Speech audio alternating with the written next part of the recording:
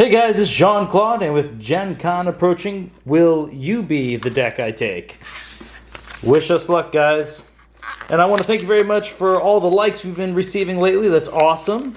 Love seeing that. It helps promote the channel, so that's very, very cool. Let's see if we can hide these houses. Alright, our first house is Shadows, and if you're like me, you kind of saw this as... Oh, I thought it was Brobnar. It's Logos. Okay. So we got Shadows and Logos.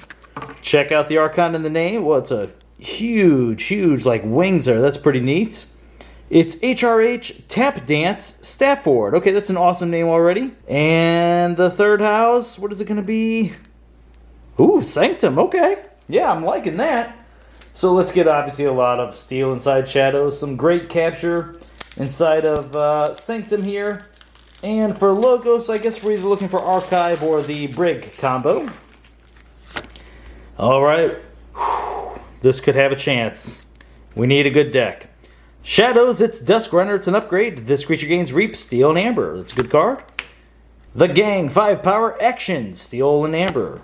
Whistling Darts, Amber at every play. Deal 1 damage to each enemy creature. Throwing Darts. Play, deal 1 damage to up to 3 creatures. Gain 1 Amber for each creature destroyed this way. Remember, you can target your own creatures for the Amber. Swindle, oh man. Alpha Omega plays Steel and Amber, so it looks really good. I do like the card still, but there's going to be a lot of times you're actually just going to discard this card because as good as this effect looks, sometimes it's not as good as just using the cards you have on board and getting other cards out of your hand, so that's a shame. Life for a Life, Amber at every play. Sacrifice a creature, deals 6 damage to a creature. That's a good card. First time we've seen it on the channel. Knuckles Bolton, 3 power, Elusive, and Skirmish. Furtive Investors, Amber at every plate. If your opponent has more Amber than you, you gain 1 for each key your opponent has forged. That's okay. Not too bad. I mean, 2 Amber if your opponent's at 1 key is actually pretty good for 1 card. I'm not seeing any Steel, really. The Dusk Runner and the Gang, which is conditional. Swindle, once again, pretty conditional. We need Steel in here. Okay, it's another Furtive Investors. And 3 Furtive Investors. I would much rather see any Steel here instead of this card. It's still a good card, though. Dusk Chronicles, Amber at every plate. If your opponent has more Amber than you, you draw a card. If you have more Amber than your opponent, archive a card. I will say this, though, there's a lot of Amber so far inside of Shadows, so that's nice. Unfortunately, though, stealing is actually a lot better than just gaining Amber. Bad Penny, 1 power destroyed, return it to your hand.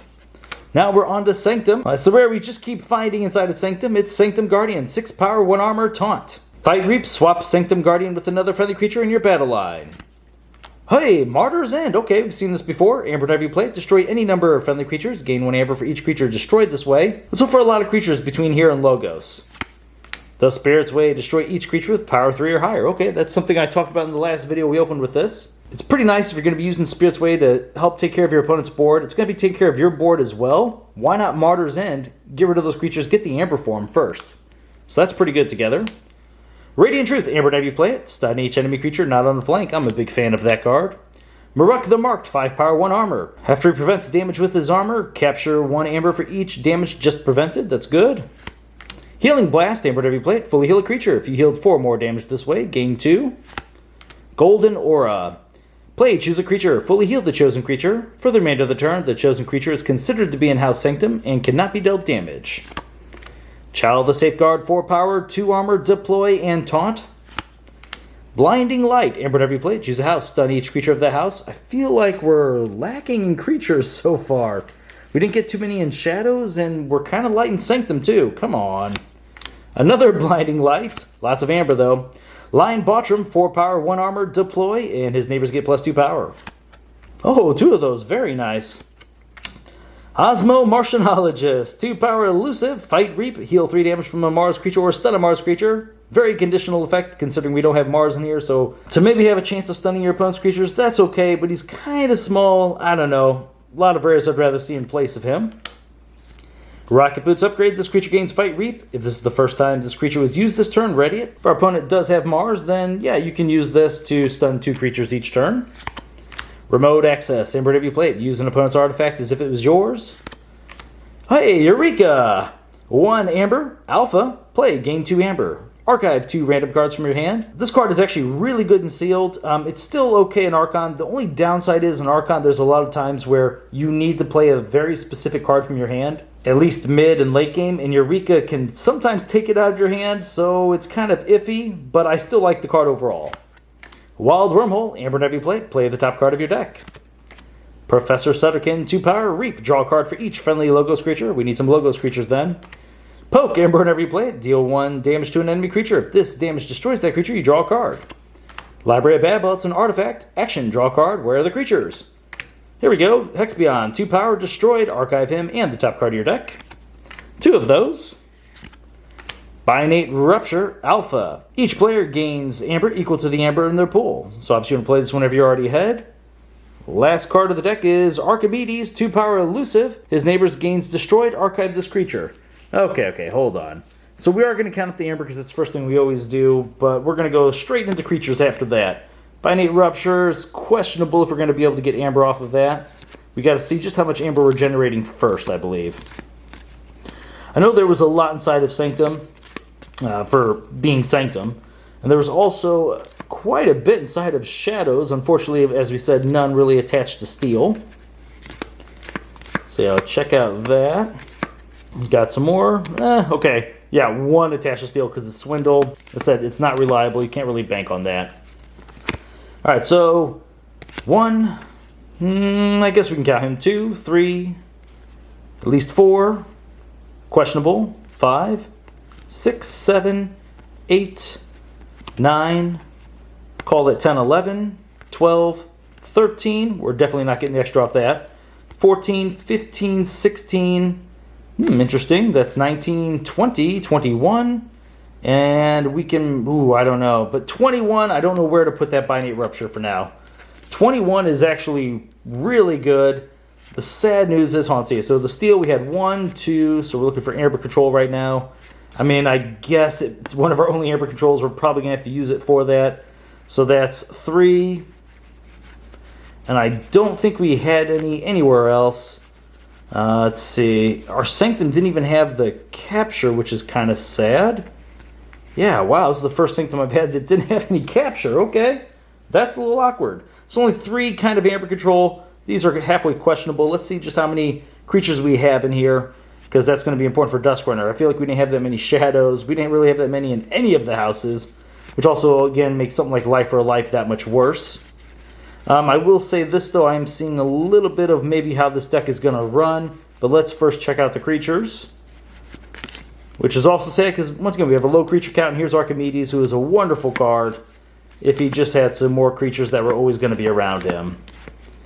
Okay, let's see here. Oh, geez. Yeah, that's pretty light. Let's count them up, though. 1, 2, 5, 10, 13 creatures. Oh, geez. Can we even go through the rest of this deck? Not really. I don't think it's going to perform well, but let's at least talk about what it has going for it. So, thanks to Lion Botrom and the Chow, the Safeguard, we're at least going to have some creatures that might be able to survive. Same with the Sanctum Guardian, just being able to taunt. God, we have 2 taunts in here, and there isn't that many creatures we necessarily want to taunt, other than maybe Lion Botroms. Professor Sutterkin, you do want to protect him, but it's kind of light. I guess Archimedes is pretty good next to the taunts because we can at least get him back. So it kind of acts like we have more creatures, but that's reliant on both having those taunt creatures and Archimedes. So I'm not sure how much we can... I don't know how much weight we can really put on that. But what I do think here is, let me check one thing. Let's see. As far as like damage, things we have to deal with our opponent's creatures. Let's see. I'm pulling this one up for a reason. It doesn't deal with our opponent's creatures, but let's see here. Gosh, it's such small effects. Man, it's a shame. If we would have had maybe one more of the Spirit's Way or some other big effect like this, this could have actually worked out, because it's not that big of a deal if we do have a smaller creature count, as long as we have a great way to control the board, but we don't even have that. I mean, Blinding Light, Radiant Truce, they're definitely going to help. The pokes are just too small. Life for Life is acceptable, but with 13 creatures, it's still a little bit questionable. You know, there might be times where you draw this and you don't have a creature out. It's kind of awkward. Throwing Stars, Whistling Darts, yeah, it's all kind of small. So, I mean, this deck will do fine against small weenie decks. You know, the ones that have the 1 and 2 power creatures, Logos, Shadows. But otherwise, if you run this up against a Brobnar or a decent Sanctum deck, you're going to have a lot of problems. Even some of the decks that have like Nox and Untamed, they're just going to be able to annihilate all of our creatures, and we're going to be left with just about nothing. But the Aember count is strong. It's just if the board presence or the board control would have been just a little bit more in those categories, I think this could have been a good deck. Okay, so the rating for this thing, yeah, sadly, it's going to be low. We've got some low ones out of this box. Our last box was awesome. This one is definitely lacking. We're going to go with, it's probably around a D-, because it does at least, I feel like it can win a few games because it can sometimes come together, especially against those weaker decks, the smaller creature decks. All right, guys, well, I thank you very much for watching my videos, and I will see you next time.